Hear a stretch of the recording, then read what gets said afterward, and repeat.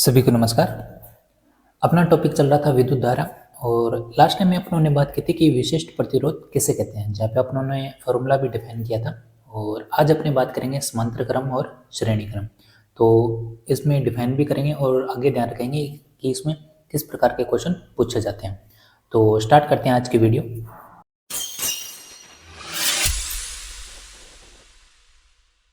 तो last time अपनों ने बात किया था विशिष्ट प्रतिरोध के बारे में।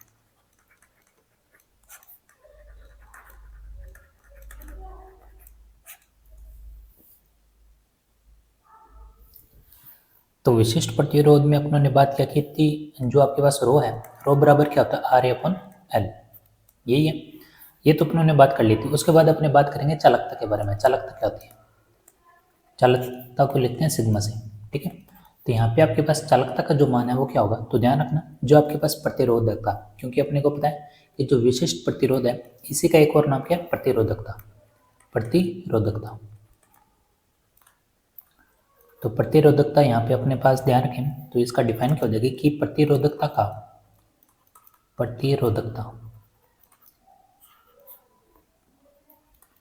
व्युत्क्रमी क्या कहलाएगा, चालकता। तो यहाँ पे आपके पास जो सिग्मा का मान आएगा वो क्या आएगा, यहाँ पे सिग्मा बराबर क्या होगा कि आपके पास समानुपाती और 1/रो, क्या होगा 1/रो। तो ये तो बात होगी मान की। यहाँ से अपने वैल्यू निकाले तो यहाँ से अपने पास क्या आ जाएगा, तो रो का मान देखो यहाँ पे आपके पास इक्वल है। इक्वल होने के पास नियतांक आया आपके पास कौन सा, क्योंकि अपने को पता है यहाँ से R बराबर क्या आया था आपके पास, तो ये आया था रो L/A, ठीक है। क्योंकि यहाँ पे अपने पास जो R समानुपाती था L/A के, उसके बाद अपने पास नियतांक आया था कौन सा, प्रतिरोधकता। तो यहाँ से अपने पास समानुपाती है, अगर विकल करेंगे तो अपने पास नियतांक आएगा कौन सा, R वाला। तो यहाँ पे अपने बराबर लिख लेते हैं। तो यहाँ पे सिग्मा बराबर क्या होगा आपके पास L/, क्योंकि इसका अपोजिट है, ये व्युत्क्रम है, तो L तो आ जाएगा ऊपर और R आ जाएगा नीचे, ठीक है। क्योंकि रो का मान क्या है यहाँ पे RA/L, तो L तो आ जाएगा ऊपर और RA क्या हो जाएगा नीचे, ठीक है। अब इसके मात्रक की बात करें अपने, तो सिग्मा बराबर 1/, यहाँ पे आपके पास R है और R का मान क्या है यहाँ पे, ओम। और इसको किससे लिखते हैं अपने, एरिया को मीटर। तो यहाँ पे आपके पास आ जाएगा, इसको ऊपर लेके जाएंगे तो क्या हो जाएगा, ये ओम इनवर्स और ये हो जाएगा मीटर इनवर्स। और एक चीज ध्यान रखना, ओम इनवर्स को क्या कहते हैं, तो ओम इनवर्स को कहते हैं मोल, ठीक है। और ये आ जाएगा आपके पास मीटर इनवर्स। तो ये है आपके पास मात्रक। ये दे दे तब भी ठीक है, अगर ऐसे लिखा हो महो तो भी आपके पास मात्रक क्या होगा, ये, ठीक है। तो दोनों में से जो भी है वहाँ पे आप टिक कर लेना, ठीक है। दोनों नहीं देगा, दोनों में से एक ही देगा। तो ध्यान रखना ये है अपने पास सिग्मा और रो के मान, तो ये अपनों ने ध्यान रख लिया। अब इसमें बात करें क्रम की, कि चालकता किस में ज़्यादा होती है, क्योंकि अपनों ने पढ़ा था कि रो में अपने पास चालकता किसकी ज़्यादा होती है, कुचालक की। तो यहाँ पे देख ध्यान रखना, अब इसका व्युत्क्रम आएगा, इसका मतलब क्या हो जाएगा, उससे उल्टा। तो सबसे ज़्यादा जो चालकता होगी वो होगी किसकी, चालक की, फिर अर्ध चालक और लास्ट में आ जाएगा आपके पास कुचालक, ठीक है। तो चालक सबसे ज़्यादा आपको पता है किस में होता है, चांदी में होता है, और सबसे कम किस में होता है, एल्यूमिनियम में। तो इसका भी क्रम ध्यान रख लो, चांदी, उसके बाद क्या आएगा, तांबा, फिर क्या आएगा, सोना, और लास्ट में किस में होता है, एल्यूमिनियम। तो ये है चालकता। बस इसमें ये ध्यान रखना, एक तो ध्यान रखना मात्रक, फॉर्मूला, और लास्ट में आपके पास इसका सीक्वेंस। अब जो क्वेश्चन पूछे जाते हैं वो क्वेश्चन है खींचकर। खींचकर का मतलब है कि अगर मान लो कोई भी आपके पास तार है, उसको L लंबाई पर अपने खींच दें तो उस पर क्या प्रभाव पड़ेगा, क्योंकि अभी अपने पढ़ के आए रो बराबर क्या होता है, RA/L, ठीक है। तो यहाँ से R अपने क्या लिखते थे अभी बात करके, रो L/A। तो यहाँ से अगर अपने समानुपात में लिखे तो क्या लिखोगे, L/A, यही तो है। तो यहाँ पे अपने बात करें कि अगर आपके पास खींचकर शब्द है, खींचकर, तो यहाँ पे L पे क्या प्रभाव पड़ेगा, A पे क्या प्रभाव होगा, और R/A, इसका मतलब है R पे, ठीक है। तो यहाँ पे अपने बात कर लेते हैं, मान लो लंबाई को अपने क्या कर दे, दोगुना, लंबाई को दोगुना, तो उसके आपके पास L पे क्या प्रभाव पड़ेगा, तो ध्यान रखो लंबाई यहाँ पे क्या करती है, दोगुना, यानी दोगुना। अगर आपने लंबाई यहाँ पे दोगुना की है तो यहाँ पे आपके पास ध्यान रखें तो यहाँ पे इसको कर देते हैं अपने 1/2 गुना, आधा गुना। तो R बटा जो आपके पास L बटा है, इस पर क्या फर्क पड़ेगा, तो यहाँ से आप निकाल सकते हो। 2 यहाँ पे रखो, 1/2, तो ये 2 ऊपर चला जाएगा, कितना हो जाएगा 4, यानी कितना हो जाएगा 4 गुना।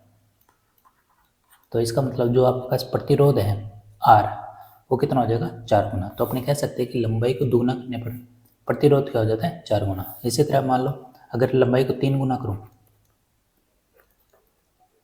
3 गुना, तो लंबाई 3 गुना करें और इसको कितना कर दें 1/3 गुना।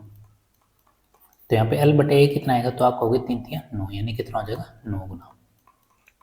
ठीक है, जो मेन क्वेश्चन पूछा जाता है वो है ये वाला। अगर आपके पास यहाँ पे लंबाई कितने कर दी जाए, आपके पास n गुना, गुना ही तो हो रही है, तो अगर n गुना कर दें तो ये कितना होगा n गुना, और ये कितना होगा 1/n गुना। तो यहाँ पे देखो ये क्या रहा आपके पास, देखो 2 है, 2 का स्क्वायर हो रहा है, 3 है, 3 का स्क्वायर हो रहा है, n है तो n का स्क्वायर। तो यहाँ से आप डायरेक्ट निकाल सकते हो L/A का मान। ठीक है, यानी प्रतिरोध पर क्या प्रभाव पड़ेगा। तो खींचने पर क्या होता है, L और A पर क्या प्रभाव पड़ता है वो अपने ध्यान दे लिया, और प्रतिरोध पे क्या प्रभाव पड़ता है। तो डायरेक्ट ऐसे क्वेश्चन आ जाते हैं, यहाँ से आप सीधा निकाल सकते हो। यहाँ पे अगर 2 लिखा है तो 2 का स्क्वायर कर दो, 4 लिखा है 4 का स्क्वायर, अगर आधा लिखा है 1/2 लिखा है तो क्या कर दो 1/2 का स्क्वायर। तो यहाँ से अपना मान आ जाएगा। ठीक है, कई बार क्या होता है, जैसे आपके पास अपने को ये पता है R समानुपाती L होता है, और R समानुपाती 1/A यानी एरिया। एरिया का फुल फॉर्म क्या होता है अपने पास πr²। ठीक है, तो यहाँ पे R ना लिख के अपने क्या लिखते हैं व्यास, व्यास को मतलब किससे लिखते हैं D से। तो यहाँ पे अपने पास आ जाएगा 1/πd²/4। अब ये 4 क्यों है, क्योंकि अपने पता है कि जो व्यास है वो त्रिज्या का क्या होता है दोगुना, यही तो है। तो यहाँ पे आपके पास क्या आ जाएगा D/2, और यहाँ पे क्या आ जाएगा R। तो ये है R का मान। आप यहाँ पे R का मान रखोगे तब आपके पास क्या आ जाएगा D² और 2 का स्क्वायर कितना होगा यहाँ पे 4। ठीक है, तो ये फॉर्मूला इसलिए अपनों ने याद किया है क्योंकि कई बार क्या होता है R का जो मान है ये 1/1 है, तो किसके समानुपाती हो सकता है ये, यानी व्युत्क्रमानुपाती किसके होगा R के। तो यहाँ पे इसमें भी रिलेशन पूछ सकता है। जैसे मान लो अगर त्रिज्या अगर हाफ है तो R पे बताओ क्या प्रभाव पड़ेगा। तो आपको क्या करना है, R का मान यहाँ पे रखो, 1/2, 1/2 का स्क्वायर कितना है 1/4, तो 4 कहाँ जाएगा ऊपर, यानी कितना हो जाएगा 4 गुना। तो कई बार ऐसे भी पूछ लेते हैं। ठीक है, जैसे 1/3 करें तो कितना आ जाएगा 3 3 9 गुना।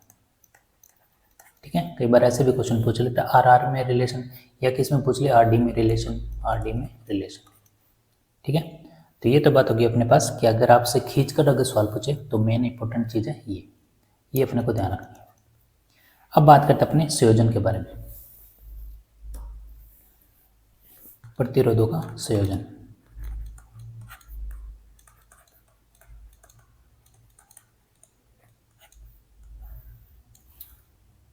और इसमें भी सबसे पहले किसके बारे में बात करेंगे अपने, श्रेणी क्रम।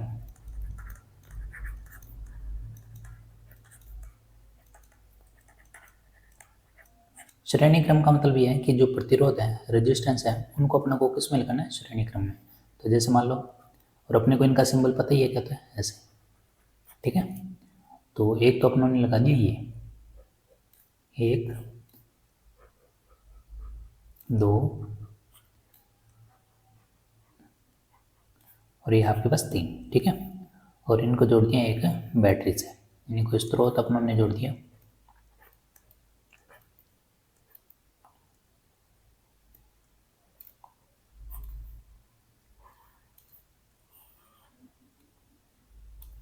ठीक है, तो ये किसको शो करेगा, वोल्टेज को। यहाँ पे क्या है, रेजिस्टेंस आपके पास अलग अलग है, यानी ये R1, ये R2 और ये R3। ठीक है, अब देखो यहाँ पे आपके पास 2 धारा बहेगी, वो तो एक समान ही बहेगी क्योंकि आपके पास अलग अलग तो है नहीं। तो यहाँ पे जो आपके पास I का मान है, यानी धारा प्रवाहित करें, तो ये यहाँ पे भी सेम होगा, यहाँ पे भी I सेम होगा, और यहाँ पे भी I क्या होगा, सेम। ठीक है, तो इसमें अपने ध्यान रखें। तो ध्यान रखना, एक ही लाइन में जोड़ रहे हैं तो पथ क्या आपके पास समान, पथ समान है तो धारा भी क्या होगी, समान। बस ये इसमें ध्यान रखना है। ठीक है, अब देखो एक चीज ध्यान रखो, प्रतिरोध यहाँ पे क्या अलग अलग, प्रतिरोध अलग है तो विभवांतर भी क्या होगा, अलग अलग। बस ये इसमें ध्यान रखना है, प्रतिरोध यहाँ पे क्या अलग अलग, प्रतिरोध अलग है तो विभवांतर क्या होगा यहाँ पे अलग अलग। ऐसा क्यों? क्योंकि अपने ने पढ़ा था कि विभवांतर में क्या होता है, एक बिंदु पर किया गया काम और दूसरे बिंदु में किया गया काम, दोनों में जो डिफरेंस आता है वहाँ पे क्या होता है आपके पास विभवांतर उत्पन्न होता है। तो यहाँ पे पहले से प्रतिरोध अलग अलग है तो विभवांतर भी क्या होगा अलग अलग। ठीक है, तो यहाँ से अपने को पता है फॉर्मूला होता है V बराबर क्या होता है आई आर। ओम के नियम से पढ़े थे अपनों ने, तो यहाँ पे R लिख देते हैं हमने। तो इन तीनों के लिए आपके पास वोल्टेज अलग अलग होगी। यहाँ पे तो होगी V1, यहाँ पे होगी V2 और यहाँ पे होगी V3। ठीक है, तो ये दोनों कॉन्सेप्ट आपको ध्यान रखने हैं। तो यहाँ से फॉर्मूला लगाए हमने, तो पहले लगाते हैं V1। तो V1 के लिए तो धारा तो सेम है I, और यहाँ पे क्या होगा R1, और यहाँ पे क्या होगा आपके पास V2 I R2, और यहाँ पे आ जाएगा V3 I R3। ठीक है, अब देखो इनमें अगर अपने रेशो ढूंढे V1 अनुपात V2 अनुपात V3, तब क्या आएगा अपने पास? तो देखो अगर रेशो ढूंढे तो I से तो I कैंसिल हो जाएगा, तो रह क्या जाएगा R1 अनुपात R2 और अनुपात R3, ये रह जाएगा। तो इसका मतलब ये है कि श्रेणी क्रम संयोजन में क्या होता है, प्रतिरोध के जो सिरों पर क्रमागत जो वोल्टेज का अनुपात है V1 V2 और V3 किसका बराबर होता है, संगत प्रतिरोध के अनुपात के बराबर होता है। ठीक है, तो यहाँ से अपने तुल्य प्रतिरोध निकाल लेते हैं। तुल्य प्रतिरोध, तो तुल्य प्रतिरोध का जो फॉर्मूला आएगा वो ध्यान रखना क्या होता है, आर एस, एस का मतलब series, R1 plus R2 plus R3। ठीक है, ये तक चलता जाएगा आपका अनंत तक, जहाँ तक आपके रजिस्टेंस 3 लगे तो 3 ही रखने। तो इसमें ध्यान रखना अपने को, इसका मेन यूज किस लिए किया जाता है श्रेणी क्रम का। तो यहाँ पे अपने बात करें तो ध्यान रखना, एक तो निर्माण किया जाता है किसका, वोल्ट मीटर का, वोल्ट मीटर का निर्माण। तो वोल्ट मीटर का निर्माण कैसे करेंगे अपने, तो अपने को ध्यान है गैल्वेनोमीटर से किसका निर्माण होता है, वोल्ट मीटर का। ये कैसे होएगा वो अपने आगे बात करेंगे। वोल्ट मीटर क्या होता है, वोल्टेज को नापता है, और गैल्वेनोमीटर क्या होता है, तो ध्यान रखना जैसे परिपथ में धारा आ रही है या नहीं आ रही, तो उसको पहचानता कौन पहचानता है, गैल्वेनोमीटर। तो ये क्या करता है, एमीटर का यानी धारा का भी ये माप तय करता है, और किसका, वोल्टेज का भी ये माप तय करता है। ठीक है, तो यहाँ से अपने पास क्या आ जाएगा, आर एस क्या है, तुल्य प्रतिरोध, तो V बराबर क्या होता है आई आर। तो यहाँ पे आर एस है तो यहाँ पे क्या कर दो एस, तो यहाँ पे आपके पास धारा का मान क्या आएगा, धारा का मान क्या आएगा V बटा आर एस। ठीक है, तो ये तो बात होगी आपके पास यहाँ पे धारा तुल्य प्रतिरोध के लिए क्या होगा। तो अगर मान लो अपने क्वेश्चन की बात करें, एक सिंपल क्वेश्चन की बात करें, आपके पास मान लो ये परिपथ है, एक ये रेजिस्टेंस है और एक ये रेजिस्टेंस, और ये मान लो बैटरी से जुड़ी हुई है। तो इसमें मान लो 5 ओम, और ये मान लेते हैं 10 ओम, और ये है आपके पास 20 ओम। ठीक है, और यहाँ से धारा गुजरी आई का तो मान सेम ही रहेगा। तो आपसे ये पूछ रहा है कि प्रत्येक जो सिरे हैं यहाँ पे वोल्टेज का मान क्या होगा, वोल्टेज का मान क्या होगा, जो परिपथ दिया हुआ है इस पे वोल्टेज का मान बताओ। तो वोल्टेज का मान ज्ञात करने के लिए अपने पास सबसे पहले तो पता होना चाहिए कि आपके पास मान क्या दिया हुआ है। देखो आर का मान दिया हुआ है, तो R1 या R2 और ये R3, तो तुल्य प्रतिरोध निकाल सकते। तुल्य का मतलब सभी को जोड़ दो, तो यहाँ पे R का मान क्या होगा, R1 5, R2 10 और R3 कितना 20। तो कितना हो गया 20 30 35, तो कितना हो गया 35 ओम। और V बराबर यहाँ पे आपको दिया 100 वोल्ट, तो V यहाँ पे आ जाएगा 100। तो यहाँ पे आपके पास धारा कितनी आ जाएगी, धारा का मान क्या आएगा, तो V बटा क्या होता है यानी 100 और R का मान 35। ठीक है, तो ये आ जाएगा आपके पास मान। अब यहाँ पे आपको ध्यान रखना है, ये तो धारा का मान है, लेकिन आपको निकालना है वोल्टेज का। अपने को पता है प्रत्येक प्रतिरोध पे जो वोल्टेज है वो क्या होती है, भिन्न भिन्न। ठीक है, तो सबसे पहले क्या निकालेंगे, V1 V2 V3। अब ये अपनी कैसे निकालेंगे, तो देखो धारा तो यहाँ पे क्या कांस्टेंट जा रही है, यहाँ पे भी आई है, यहाँ पे भी आई है और यहाँ पे भी आई है। तो यहाँ पे आई क्या है आपके पास कांस्टेंट। ठीक है, आई कांस्टेंट है, तो यहाँ पे आई बराबर क्या होगा, तो V बटा क्या लिखते हो आप R। तो अपने 1 के लिए निकालने, तो R1 और V1। तो यहाँ पे आई का मान अपने निकाल के यहाँ कितना है 100 बटा 35, और ये आ जाएगा V1 बटा V2, सॉरी V1 बटा R1। तो V1 R1 का मान कितना है 5, ये बटा 100/35। तो यहाँ से आप मान कट कर लो, 5 7 35, 100/7, ये आ गया V1 का मान। ठीक है, तो कांस्टेंट का मतलब ये है कि आपके पास जो V टोटल है, यहाँ पे देखो आई, यहाँ पे क्या कांस्टेंट, कांस्टेंट का मतलब ये होता है कि V टोटल और बटा R टोटल। इसमें क्या होगा, V1 बटा R1, V2 बटा R2 और V3 बटा R3, ये क्या होंगे कांस्टेंट, इसलिए ये बराबर है। तो यहाँ पे आगे बात करें तो यहाँ पे क्या करोगे, I बराबर V2 बटा R2। ठीक है, तो यहाँ पे I कांस्टेंट है तो ये मान तो वो फिक्स ही रहेगा 100/35। V2 अपने को निकालना है और R2 का मान कितना है 10, तो 10 से यहाँ पे गुणा करोगे, ये कितना आएगा आपके पास 1000, 1000 बटे, तो पे 7 से कटाओ, 7 5 35, 2 5 10, 2 को 100 से गुना करो, 200/7, यानी V2 को जो मान आएगा वो कितना आएगा 200/7 वोल्ट। और तीसरा है आपके पास V3 बटा R3, तो ये कांस्टेंट मान है 100/35 V3, और R3 का मान कितना है अपने पास, कितना है 20, तो 20 है, तो यहाँ से फिर से काटो, 7 5 35, 4 5 20, तो कितना आएगा 400/7। V3 का मान कितना आ गया 400/7। ठीक है, तो ये है वोल्टेज का मान जो अपने को अलग अलग निकालना था। ये निकला कैसे, बस ये ध्यान रखना है, मेन कॉन्सेप्ट क्या, आई कांस्टेंट। तो ये बात अपनों ने पहले ही बात की थी जब अपनों ने श्रेणी कि आपके पास धारा क्या रहेगी, समान यानी कांस्टेंट। ठीक है, क्यों, क्योंकि परिपथ क्या आपके पास समान। ठीक है, तो ऐसे क्वेश्चन आपसे पूछे जा सकते हैं। अगर आपके पास कुछ अलग केस आ जाए, जैसे मान लो यदि आपके पास समान प्रतिरोध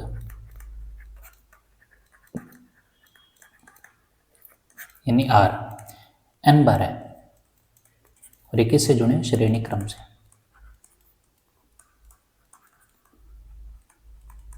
इसका मतलब इसको अपने कैसे लिख सकते हैं, तो अपने को पता है R टोटल कैसे लिखते थे अपने, R यहाँ पे कितने बार है n बार, तो ये कितने बार है n बार, जो R है आपके पास n बार।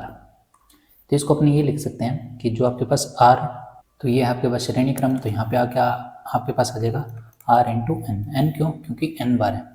जैसे मान लो आप लिखते हो यहाँ पे R1 R2 R3 और लास्ट में तो R10, तो R कितनी बार है 10 बार, तो गुणा कर दो 10 से। ठीक है, तो यहाँ पे आपके पास आ जाएगा R जो है वो बड़ा है किससे, 8 से। ठीक है, क्यों, क्योंकि आपको पता है जो एक R है और एक तुल्य प्रतिरोध, तो दोनों में तो फर्क होगा ही। जैसे मान लो एक तो आप 2 3 और 4, यहाँ पे आपके पास है R, इन सबको जोड़ो, 4 3 7 7 2 9 और 1 10।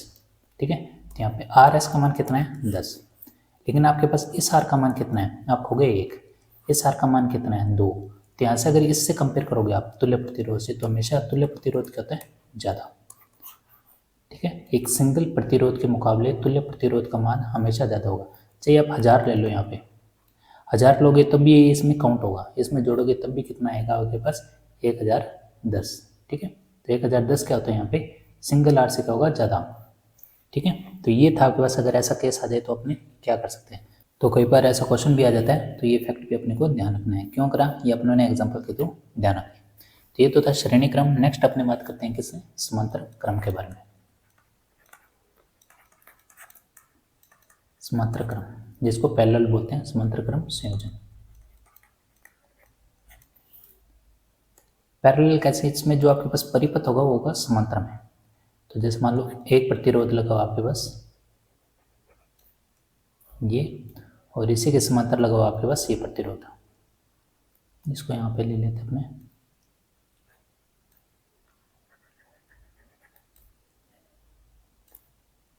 ठीक है, और एक लगाओ यहाँ पे, तो ये लगे हैं समांतर में और इनको आपस में जोड़ देते हैं।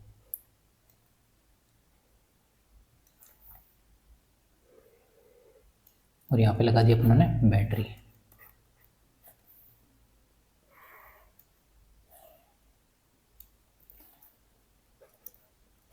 ठीक है, अब यहाँ से कुछ चीज़ें क्या है, देखो अपने को ये तो पता है प्रतिरोध तो अलग अलग होंगे, यानी R1 R2 और R3।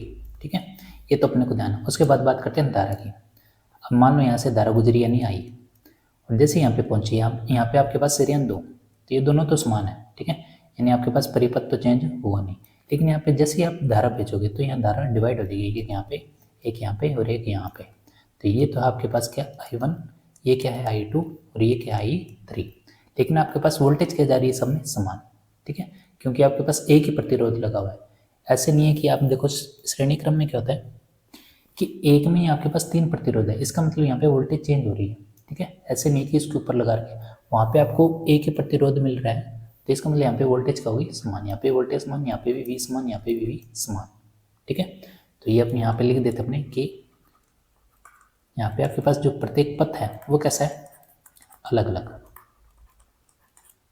ठीक है, ये पथ अलग है, ये पथ अलग, तो यहाँ पे आपके पास धारा का मान क्या होगा अलग अलग, धारा का मान क्या होगा अलग अलग। बट यहाँ पे सिरों की बात करें, इन सिरों की, तो आपके पास जो सिरे हैं यानी इनके एंड पॉइंट ये क्या है समान, तो समान है तो इसका मतलब जो विभव का मान होगा वो क्या होगा समान, ठीक है, क्योंकि यहाँ पे कुछ चेंज नहीं हो रहा है तो यहाँ पे आपके पास विभव का मान क्या होगा समान। इसका मतलब V यहाँ पे क्या कांस्टेंट, इस बार क्या V कांस्टेंट, तो समांतर क्रम में V कांस्टेंट था, श्रेणी क्रम में I कांस्टेंट था, ठीक है। तो डायग्राम के थ्रू अपने को पता चल जाएगा। तो यहाँ से V बराबर क्या होता है, V बराबर कांस्टेंट, तो V बराबर अपने को पता है V बराबर क्या होता है IR, तो यहाँ पे IR रखे हमने, तो IR भी क्या होगा कांस्टेंट, कांस्टेंट है तो यहाँ से I क्या आ जाएगा आपके पास, I आ जाएगा कांस्टेंट बटा R, तो I समानुपाती होगा किसका 1/R के। इसका मतलब है कि प्रतिरोध ज़्यादा है तो धारा का मान क्या होगा कम, अगर आपके पास प्रतिरोध कम है तो धारा का मान क्या होगा ज़्यादा। सीधी सी बात ये तो कि प्रतिरोध अगर होगा ही नहीं तो धारा स्पीड से जाएगी, अगर आपके पास प्रतिरोध है तो आपके पास धारा का मान क्या होगा कम।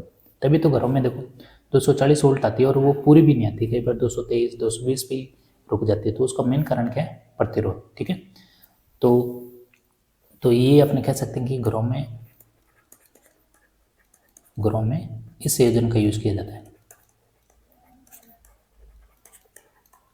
यूज क्यों किया जाता है, जैसे मान लो 3 बिल्डिंग ऐसे ही है समांतर में, अगर इस बिल्डिंग में लाइट नहीं आ रही तो ये देखो ये परिपथ जुड़ा हुआ है तो इसमें तो लाइट आएगी दोनों में, तो इसका मतलब ये नहीं कि एक में अगर कनेक्शन खराब है तो बाकियों में खराब हो जाएगा, इसलिए घरों में यही यूज़ किया जाता है। अब यहाँ से अपने क्या निकालेंगे तुल्य प्रतिरोध, तुल्य प्रतिरोध, ठीक है।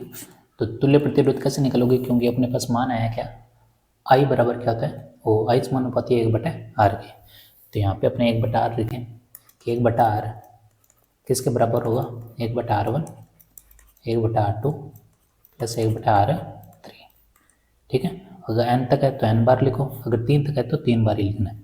अब इसका मेन जो यूज़ है एक तो ग्राम में किया जाता है और एक इसका किया जाता है एमीटर बनाने में, एमीटर,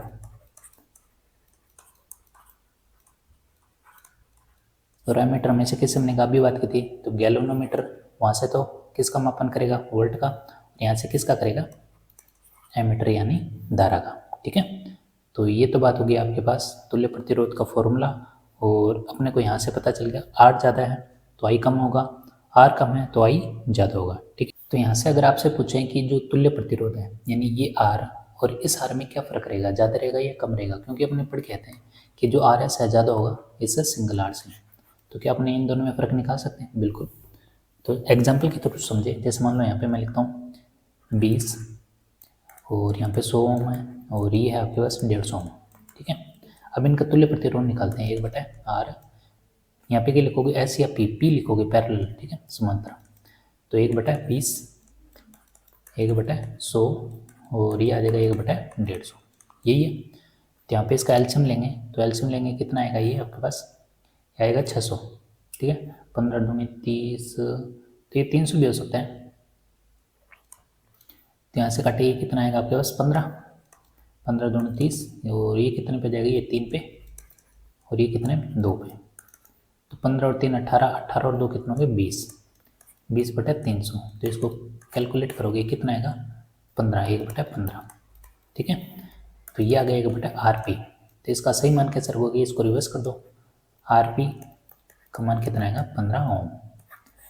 तो यहाँ से अपने कंपेयर करते हैं कि आपके पास देखो सबसे मिनिमम मान रखते अपने कितने 20, तो 20 से बताओ ये ज़्यादा है क्या कम है, आपको कि कम है, क्योंकि ये क्या 20 ओम से कम, तो इसका मतलब अपने ये कह सकते हैं कि इसमें जो तुल्य प्रतिरोध का जो मान है मिनिमम जो वैल्यू है उससे भी क्या आता है कम। ठीक है, तो ये अपने कह सकते हैं इसमें तुल्य प्रतिरोध का मान मिनिमम वैल्यू से भी क्या आएगा कम।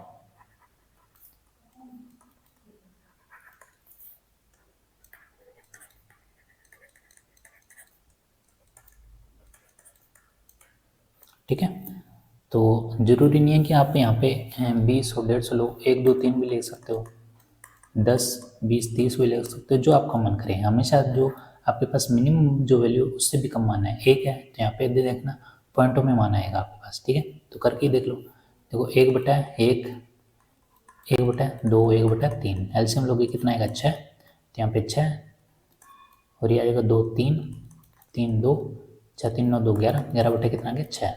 ठीक है, तो 11/6 करोगे तो यहाँ पे कितना आ जाएगा आपके पास, तो इसको ऐसे ना लिख के आप क्या करो, यहाँ पे 1/RP है, तो यहाँ पे RP क्या हो जाएगा आपके पास 6/11, तो ये देखो पॉइंटों में जाएगा तो 0, तो ये आ जाएगा कितने पे 11 5 55, 11 5 55, यानी 0.55 आपके पास क्या आएगा होम। तो देखो मिनिमम वैल्यू से भी क्या रहा है कम मान। ठीक है, तो ये था आपके पास कि आपके पास तुल्य प्रतिरोध आ गया, आप सिंगल प्रतिरोध से तुलना करो तो आपके पास मान क्या होगा। उसके बाद बात करें अपने को ये पता है आई बराबर क्या है V/R, लेकिन अपने को ये पता है V यहाँ पे क्या कांस्टेंट, बिल्कुल ये अपनी बात सही है, V कांस्टेंट है तो V तो चेंज होगा नहीं, तो यहाँ पे I तो हो जाएगा I1 V/R1। प्रतिरोध के लिए अपने ज्ञात कर लेते हैं कि इसका रेशो में क्या कन्वर्ट हो जाएगा, तो यहाँ पे V/R2, 3 के लिए देख लेते अपने, तो यहाँ पे अपने अनुपात में कन्वर्ट करें I1 अनुपात I2 अनुपात I3, तो यहाँ आ जाएगा V अनुपात V/R2 और यहाँ से क्या जाएगा V/R3। तो देखो यहाँ पे आपके पास V क्या कॉमन आ रहा है, तो V से V तो क्या हो जाएगा कैंसिल, तो यहाँ पे आपके पास अनुपात आ जाएगा I अनुपात I2 क्या आ जाएगा I3, यहाँ पे आ जाएगा 1/R1 अनुपात 1/R2 और ये आ जाएगा 1/R3। ठीक है, तो ये है आपके पास अनुपात। कई बार आपसे रेशियो में पूछ ले कि बताओ धारा का अनुपात बताओ समांतर क्रम में, तो यहाँ पे सिर्फ R का मान रखना है और वो क्या आ जाएगा आपका आंसर। ठीक है, तो यहाँ पे अपनों ने बात कर ली समांतर क्रम, तो इससे जुड़ी कुछ अगर आपसे जैसे अपनों ने श्रेणी क्रम में बात की थी कि अगर आपके पास R जो है यहाँ पे R कितनी बार है n बार, तब क्या होगा अगर अपने समांतर क्रम की बात करें RP 1/R और 1/R, ये कितनी बार है n बार, यही है। तो अपनों ने उसके बाद क्या किया था 1/RP n बार है तो 1/R इसको कितनी बार गुना कर दो n से, तो यहाँ पे क्या आ जाएगा आपके पास n/R, यही तो था। तो यहाँ से RP निकाल सकते हो आप तुल्य प्रतिरोध, RP बराबर क्या होगा, तो देखो अपनों ने यहाँ पे पलट दिया तो इसको भी पलट दो यहाँ पे R/n। तो इसका मतलब ये है कि जो आपके पास RP का मान है ये तो अपने अभी ज्ञात किया है कि तुल्य प्रतिरोध से हमेशा का होगा कम। ठीक है, ये अपनों ने बात की थी, तो एक तो ये ध्यान रखना और एक ध्यान रखना आपको ये। ठीक है, तो ऐसे भी कई बार क्वेश्चन पूछ लेते हैं आपसे कि इसमें आपके पास मान क्या होगा, जैसे क्वेश्चन आया हुआ है, क्वेश्चन लिख रहा हूँ यहाँ पे कि समान प्रतिरोध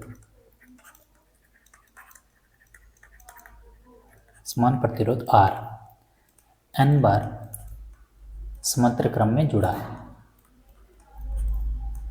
समांतर क्रम में जुड़े हैं, तो इसके तुल्य प्रतिरोध का मान, इसके तुल्य, तो इसके तुल्य प्रतिरोध का मान किसी एक प्रतिरोध पर कितना होगा।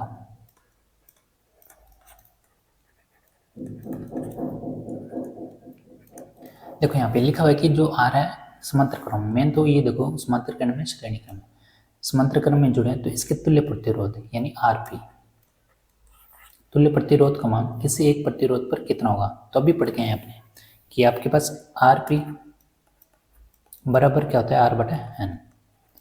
तो कितना यहाँ पे पूछा कितना होगा, तो ध्यान रखना कितना होगा, 1/n गुना। अब ये पता कैसे चला है, तो यहाँ से अपने इस बात से लिख सकते हैं आर इंटू 1/n। तो कितना गुना हुई, 1/n गुना, ये इसका आंसर है 1/n गुना। अगर इसमें थोड़ी आपको कन्फ्यूजन है, कन्फ्यूजन तो क्या होगी, जैसे फॉर्मूले पे भी ऐसा ही है। अब जैसे एक क्वेश्चन की और बात करूँ मैं कि समान प्रतिरोध, अब दोनों ले लेता हूँ मैं, श्रेणी क्रम और समांतर क्रम। समान प्रतिरोध आर को n बार तो किस में जोड़ दिया, n बार श्रेणी क्रम में,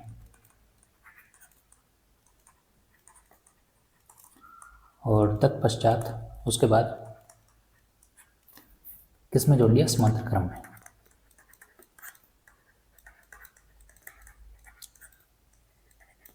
तो ध्यान रखना इसके संगत, दोनों ने तो इसके संगत तुल्य प्रतिरोध का मान क्या होगा।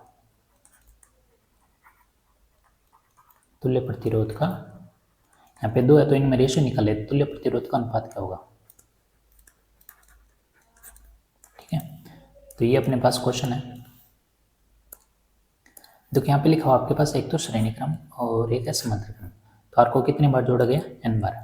तो अपने को पता है श्रेणी क्रम में क्या होगा, श्रेणी क्रम, तो आर एस बराबर क्या होगा, आप हो गए आर इंटू एन होता है। और समांतर क्रम की बात करें तो यहाँ पे आर पी बराबर क्या होगा आपके पास, आर बटे एन। ठीक है, तो यहाँ पे दोनों का अनुपात निकाल लेते हैं, यह हो जाएगा आर एस बटे आर पी। तो यहाँ पे आ जाएगा आपके पास आर इंटू एन और ये हो जाएगा आर बटे एन।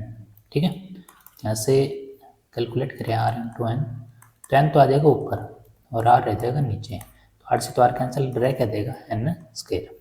तो यहाँ पे आर एस बटे आर पी, तो इसका अनुपात क्या होगा, ध्यान रखना जिसके बटे में कुछ नहीं तो उसके बटे में 1 होता है। तो यहाँ पे एन स्क्वायर अनुपात 1, ये आपके पास मान होगा, ये इसका आंसर है।